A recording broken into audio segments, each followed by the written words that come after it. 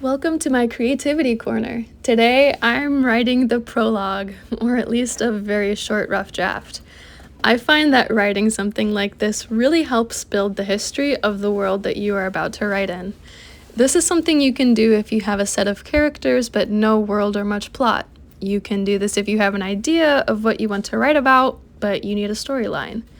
When I wrote this, I had a set of characters that I had created for a storyline that I was just no longer in love with. I wanted to keep those characters, but I wanted to write a fantasy story that didn't focus on war, and I wanted to have dragons in my story. I didn't know anything else about the story, so I sat down and just started writing. This is what I came up with. I'm writing my prologue in Google Docs because I am someone who owns way too many notebooks. If I write in a notebook, I may lose it.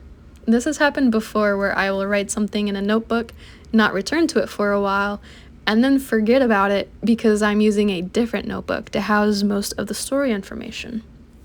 I also prefer typing over writing rough drafts because they make it easier to edit, which you can see that I frequently go back and add to or change what I've already written. This works for me, so if you have your own writing processes, use what you know and are used to, or try something new. Again, this is a good strategy to use when you need an idea of what you want your story to be about. Sometimes it really helps to just sit down and write, and whether or not you use it in the final draft as a prologue is up to you. I have a PDF of this version in the description box if you would like to read it. I am someone inspired by writers like J.K. Rowling and Sarah J. Maas in terms of universe expansion. I like having the option of creating a sequel or prequel series, and thanks to writing this, I already have an idea for a prequel series if the opportunity arises.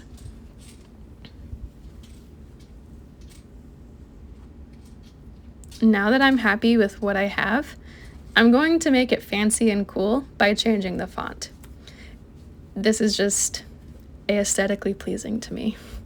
Since this font is a little smaller, I'm just going to enlarge it a bit so that I can easily read it. And now I'm just going to go back through and delete the extra spaces and indent the paragraphs.